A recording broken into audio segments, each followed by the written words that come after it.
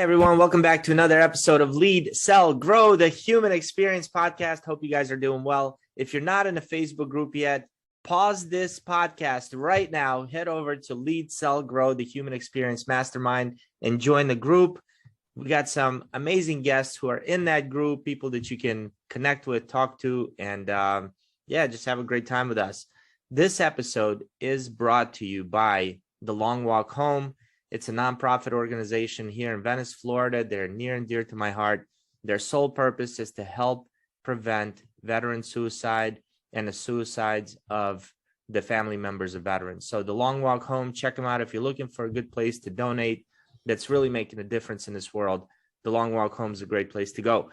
Today, I have an incredible leader with me. He spent a lot of his time in the Army. It's Oakland McCullough. He has over 40 years of leadership experience, to include 23 as a combat arms officer in the United States Army. His operational deployments include Desert Shield, Desert Storm, Bosnia, and Kosovo. He wrote a book titled Your Leadership Legacy, Becoming the Leader You Were Meant to Be, and is an accomplished speaker. So honored to have you here, Oak. How are you, sir? I'm doing well, Eric. Thanks for having me on your show. I really appreciate it. Yeah, thanks for being here. So yeah, what a great organization. Just what you talk. I don't know them yet, but I'm going to take a look at them because we got to do something about what's going on. It's just sad. Absolutely. And Ron Zaleski runs the organization. He was the Marine, Vietnam era Marine, got out, was just angry, ended up walking across the country barefoot. Hence The Long Walk Home. He wrote a book about it, and he's just really passionate about helping save lives. Yeah. And he saved a ton of people. So, that's kind of why I like to promote those guys. Yeah, absolutely. Great organization. I'll have to take a look at it. Thanks. Yeah, thanks, sir. So how long have you been out of the Army now? So I retired in 2009. When I retired from the Army after 23 years, I was the associate director of a food bank for about 18 months. So you don't get any much different than that. I was a combat arms officer, and then I was a food bank day-to-day operation. That's about 180 degrees difference as far as you can get. And great organization, did great things. But when they offered me to come here to Daytona Beach and do the recruiting for an Army ROTC program and get back into helping young men and women become the leaders in this, not only in the Army, but in this country that we need, I jumped on the opportunity and I came here. It's tough to live in Daytona Beach, Florida, but somebody has to do it. I feel bad for you. Thank you for continuing to serve this beautiful country and taking the bullet and living in Daytona Beach, Florida. we average American citizens appreciate that. Yeah. I love what I do. I really do. And I love having the opportunity to go around and talk to people about leadership. That really is my passion at this point in my life. That's wonderful. Before we kick into, understanding your definition of leadership, I'd like to hear a little bit of the culture shock or kind of lessons learned for you going from an Army officer. You were a lieutenant colonel in the Army. That's pretty high up. For those of you who don't know, you probably heard of full bird colonel. Well, that's the next rank, and then next is general. So you're, 2 levels away from being general. The difference between leading soldiers, and I'm assuming majority of the people you led at the food bank were probably volunteers. Yeah, we had a number of employees, and we grew the number of employees while I was there running the day-to-day operation. But we had a lot of volunteers who helped out at the food bank. And, one of the things I always tell people, Eric, is that, and I believe this 100%, that leadership is leadership. I don't care where you practice it. I don't care where you learned it. If you can lead people, you can lead any organization, because in the end, leadership is about people. It isn't about flow charts and organizations and all that kind of stuff. It's about people. And if you can take care of people and earn their trust, then you can lead them. But there were some challenges moving from being an officer in the combat arms to being a leader of the day-to-day operations at a food bank. So one of the things that really struck me, in the military, and you were in the Marines, so you understand this, that you work till the job's done. I don't care if that's 5 o'clock in the evening or 2 o'clock in the morning. You work till the job's done. And I'll give you an example of how that was kind of a culture shock for me moving to the food bank. We were getting ready to do our largest food handout of the year. And they did it every year. And so and it was about 3 weeks out, and we're sitting in the conference room, and I got a bunch of people in the conference room with me, and we're doing the planning for this food handout. And it was 4:00, got to be 4:00, and I saw people starting to close their notebooks and put things away and act like they were going to leave. And I said, what are you doing? We're not done. And they said, well, boss, it's 4:00. It's time to go home. I said, but we're not done. And they said, but it's 4:00. And I said, okay, leave. I said, I don't care. Go ahead and leave if you want to. But before you leave, let me make one thing very clear to you. 3 weeks from now, when we're handing out food and some 19-year-old young lady has to go home and can't feed her 2-year-old daughter because we didn't get this right, it'll be your fault. How many people you think left? Zero. Yeah. I figured it out. I figured out what it was that motivated them. And after that, my job got a lot easier. But those are the kinds of things that, we in the military, we just take for granted that you work till it's done. And that is not the case in the civilian world. Can you imagine a soldier just being like, hey, sir, it's 4:00. I gotta go. I gotta be at the bar by 5. That's right. Absolutely.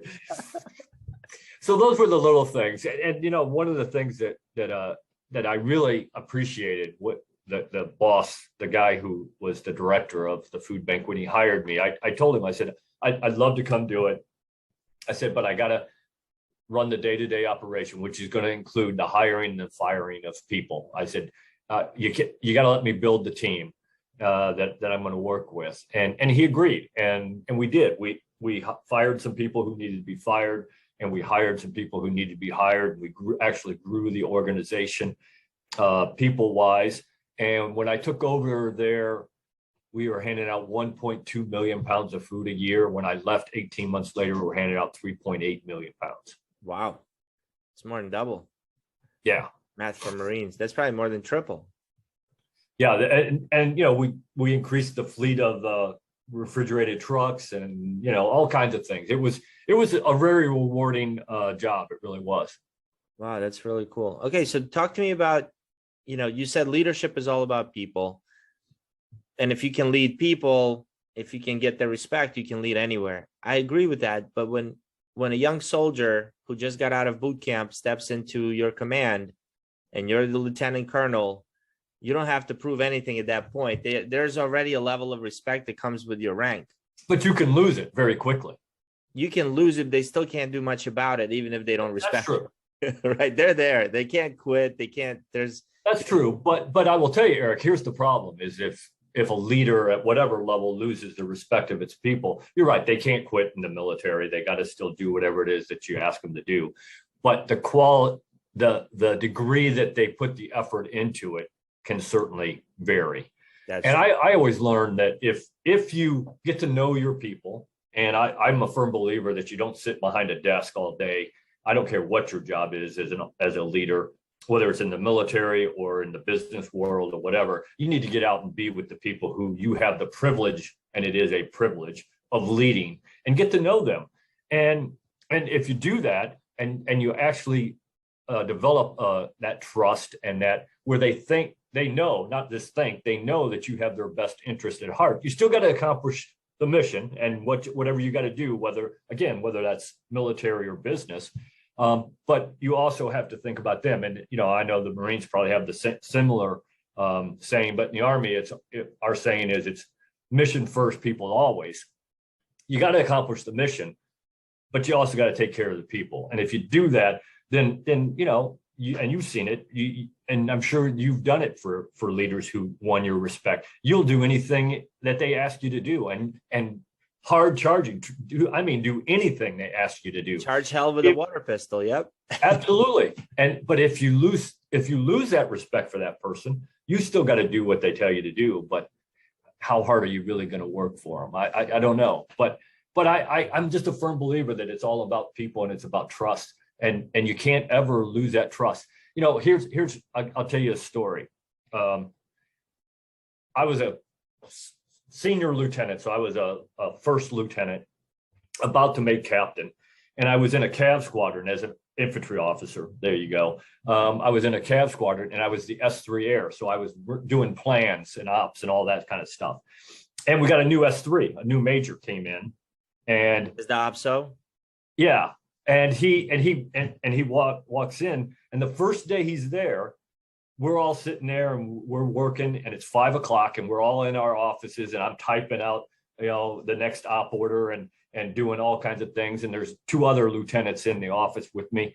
And he walks in and he says, "Lieutenant McCullough, what are you working on?" And I said, "I'm working on this order." And he says, "Does it have to be done tomorrow morning?" And I said, "No, sir." And he said, "Then go home."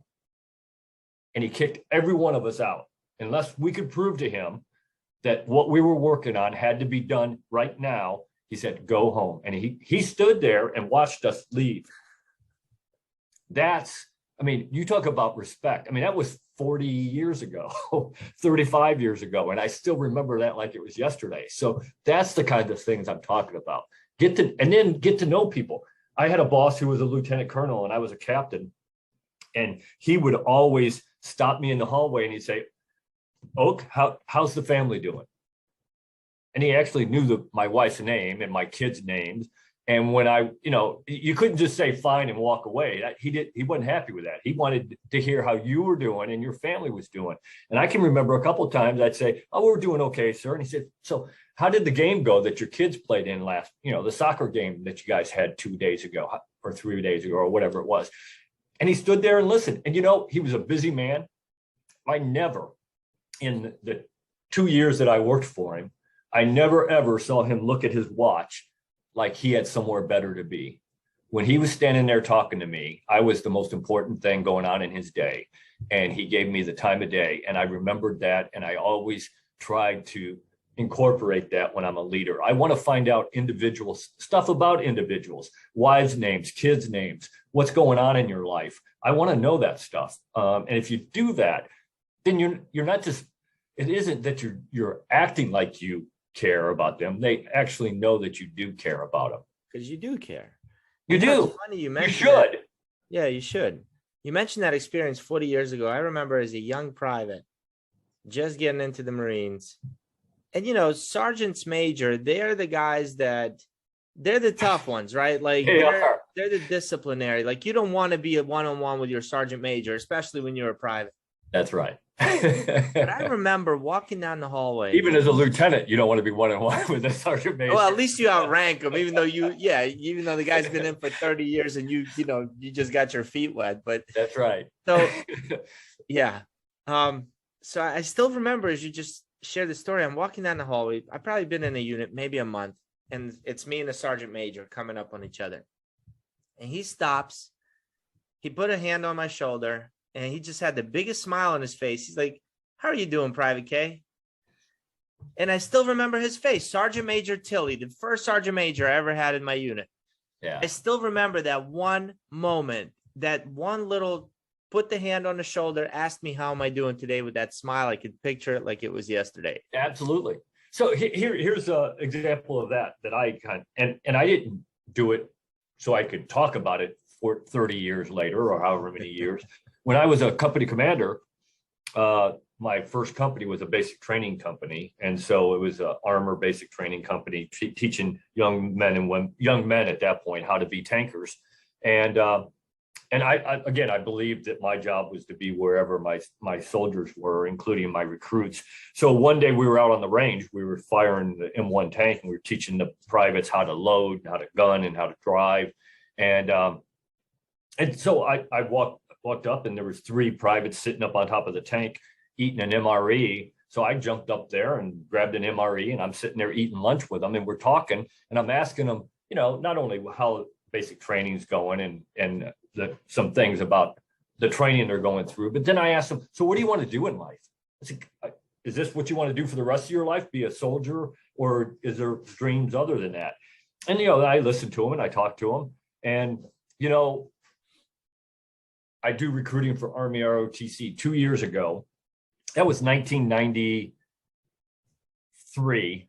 2 years ago, I got an email from a young man, not a young man anymore. He was one of those privates, and he sent me an email and he said, that day changed my life. He said, we sat there, and after talking to you about being an officer and about careers, and I did my time in the Army. I got out, I went to college, I did ROTC, I became an officer, I retired, and now I own my own business. And he said, and it was because of that conversation that we had. So that's the kinds of things. Leaders should make a difference in people's lives. That's why we are leaders. At least that's why we should be leaders. I got it. There are leaders out there who only want a title and more pay, and those are horrible leaders. And we both have served with people like that, I'm sure. But leaders should understand that it's a privilege to lead people, and you should want to make a difference in people's lives. Is that the key? Just wanting to make a difference in people's lives? I think it is. I tell, as we commission these brand new lieutenants every year, and this year we're commissioning 68 brand new lieutenants into the Army out of our ROTC program. I always try to find them the day we commission them, and I tell them two things. I said, first of all, enjoy today, because today is all about you. You finally have accomplished this thing that you've been doing for 4 years. You're now going to get commissioned today. I said, but remember two things. When we put that bar on your shoulder after you celebrate today, and you should, I remember the day I got commissioned like it was yesterday. Tomorrow, when you wake up, it will never be about you ever again. It's about your people. It's about the organization. It's about the company. It's about the Army. It's about the country, the mission. And then if we have time, we might talk about you, maybe. I said, second of all, go out there and make a difference in people's lives. Make a difference in the people who work for you, their lives. Make a difference in the organization that you're in charge of. And try to make a difference in the community that you live in. Because in the Army, in the military, we move around so much, but you still got to, if you really believe in servant leadership, then you want to make a difference in the community you're in. So you get involved, you coach the soccer team downtown, you do those kinds of things that make a difference in people's lives. I never played soccer in my life growing up. But when my son and daughter, when we lived in Maryland, they weren't going to be able to have a soccer team because there was nobody stepping up to coach. I said, I'll do it. So I did it. I had to do some learning to figure out what soccer was all about. But that's, you got to make a difference in people. I think that's what leaders do. They make a difference in people's lives. That's really cool. So if somebody wants to become a better leader, what are some of the things that they can start doing today to improve their leadership skills? Yeah, so that's a good question. And that's one of the things that's what my book is basically about, talking about what good leaders do. And one of the things that is key to me is your communication skills.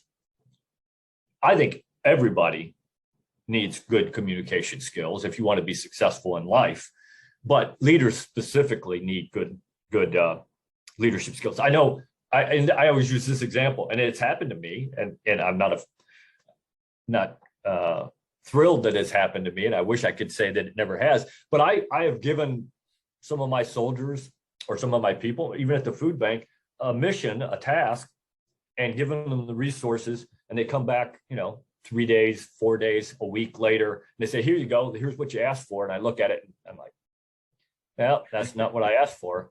And they say, oh yeah, it is. And you know what? When I look into it, that is exactly what I asked for. It's not what I wanted, but I didn't do a good job telling them exactly what I wanted. So we have to get better at communicating at all levels of communication. That's written, verbal, nonverbal. And when I say written, I mean text, emails, written letters.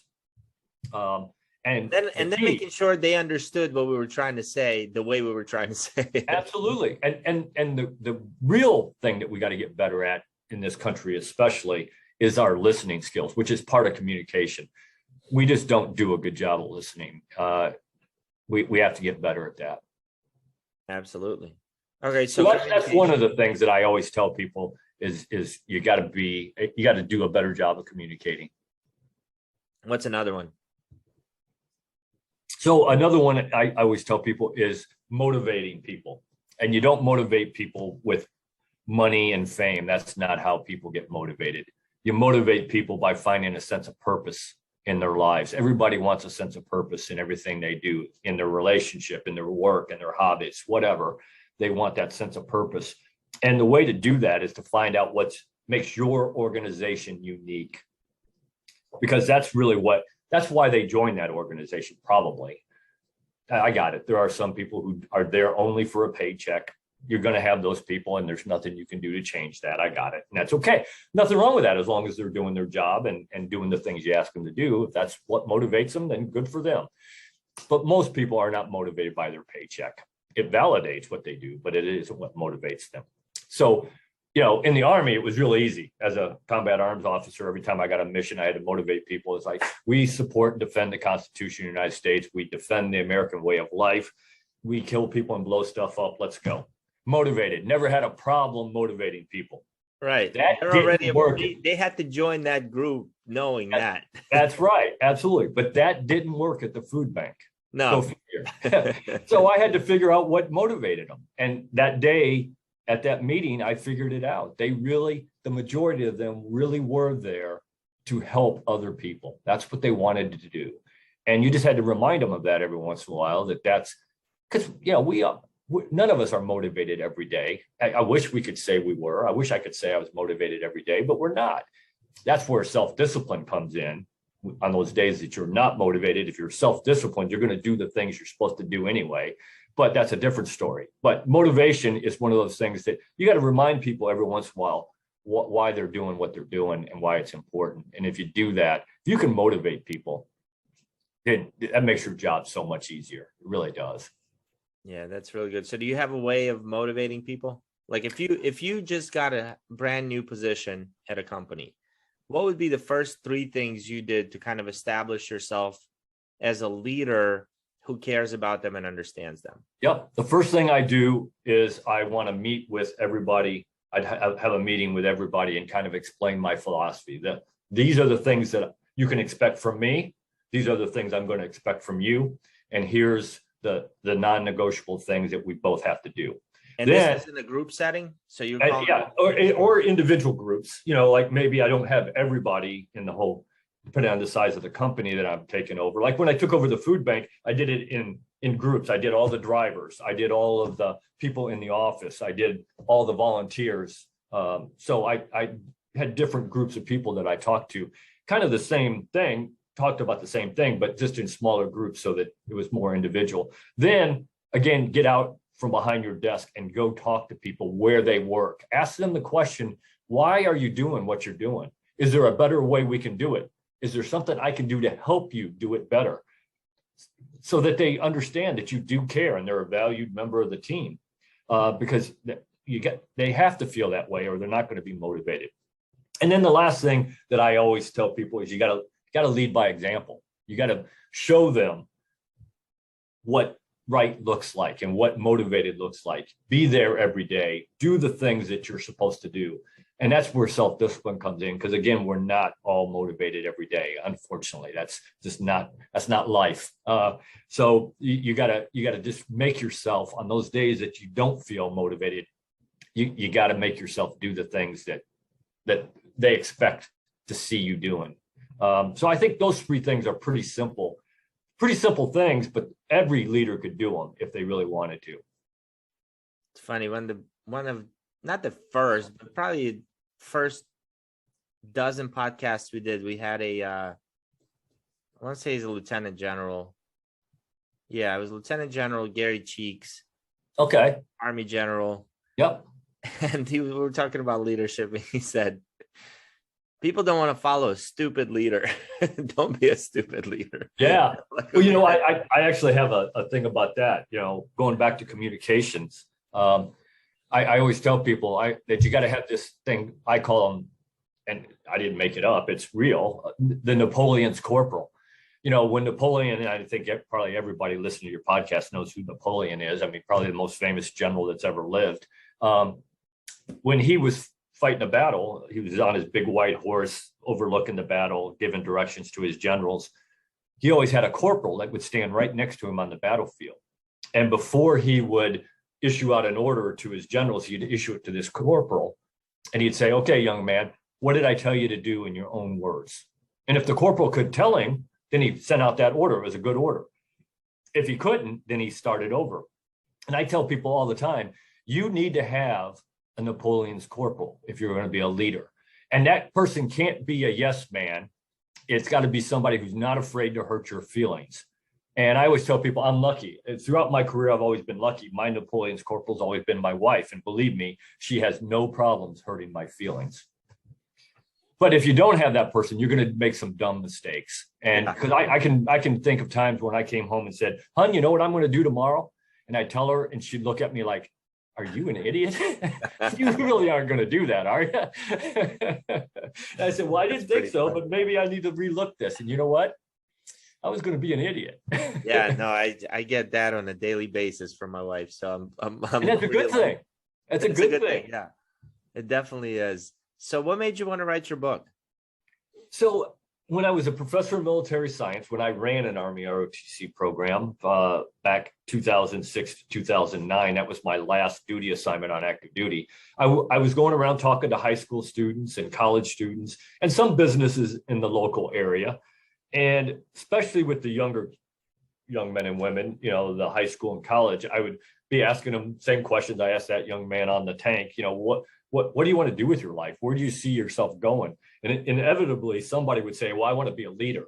And I'd say, "Great, the world needs a lot of great leaders." I said, so what does that mean? What does it take to be a good leader? And you get that deer in the headlights look. You know, they had no idea what it took to be a leader. They just knew they wanted to be one, probably for the wrong reasons at that point, you know, for the title and the pay, and which is not why you should be the leader.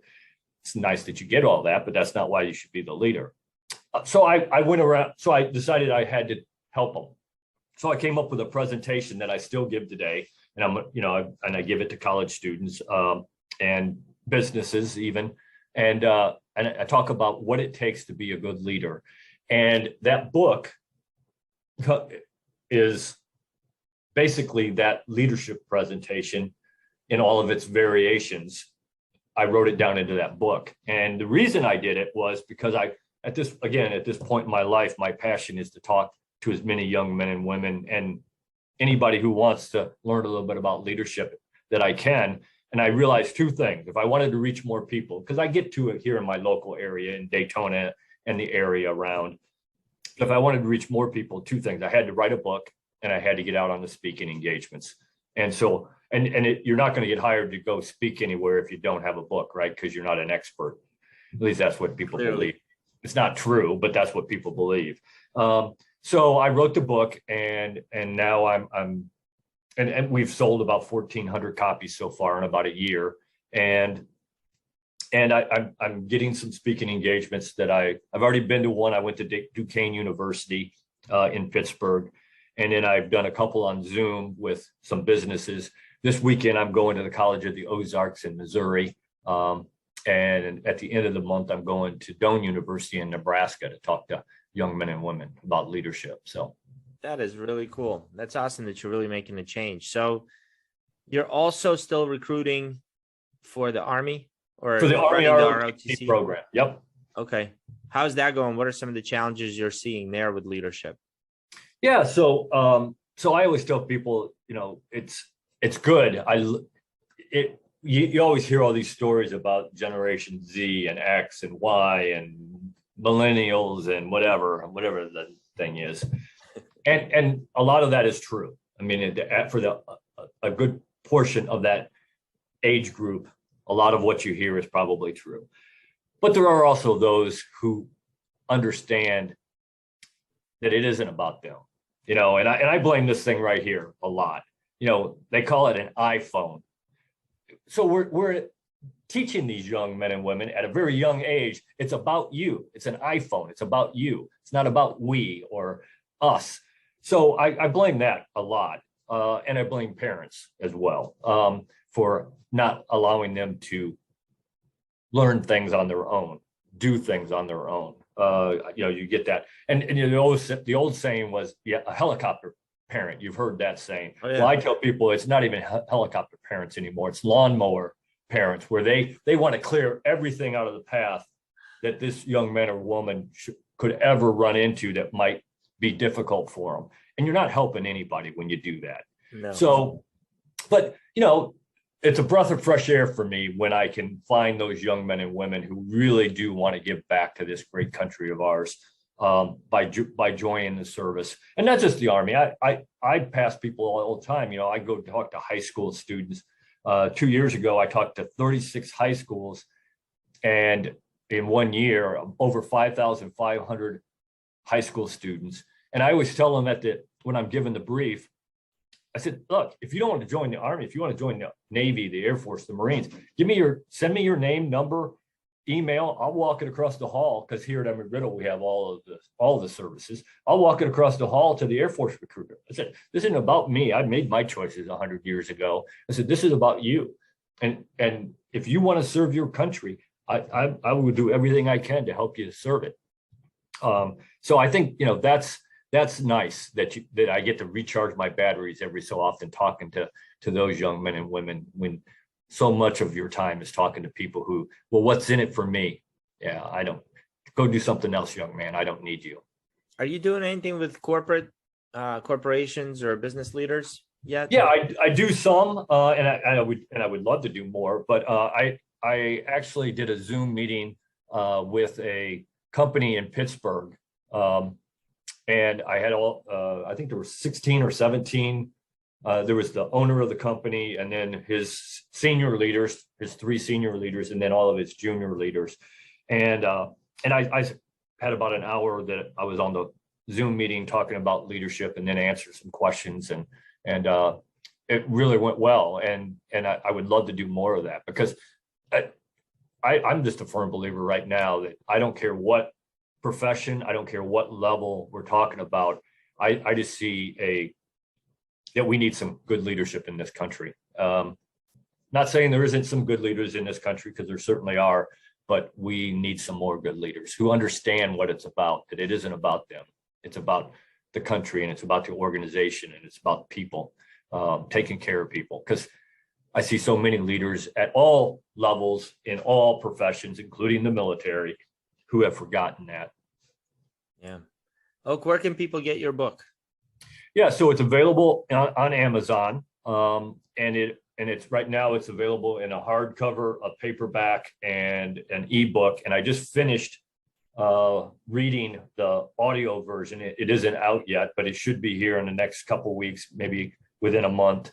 By the end, my goal is to have it out by the end of April, so that people can also get the audio book. And I read it myself. I'm the voice on it. The only other person's voice is my wife. She did the foreword, and she also did about the author. So she read a little bit in it as well. So you get all that on Amazon. The audiobook will also be on Amazon. And then you can go to my website if you want a signed copy. I've done that for a couple hundred people that wanted a signed copy. Then just reach out to me on my website, and we'll figure out the best way to make that happen. Awesome. And I'll link all the links in the comments, or I'm sorry, in the show notes. Okay, sounds good, Eric. I appreciate that. Oh, thanks for being here with us, sharing your leadership insights. Congrats on your book. Congrats on everything you're doing. And thank you for inspiring our young leaders, getting them to serve the country. It's probably a better choice than where they're heading anyway. And they get you're inspiring future leaders, because they're coming in as officers. That's right. That's right. And it isn't just, I tell people, look, we're not just creating leaders for the military, because let's face it, most people don't make a career out of the Army or the Navy or the Air Force or the Marines. They're going to do their 5, 6, 7, 8 years, and then they're going to go out in the civilian world, and they're going to be great leaders out in the civilian world. We need great leaders there too. That's right. That's right. So thank you for being here with me today. It was great to talk to you, Oak. Thanks for having me, Eric. Loved it. Yes, sir. Bye-bye.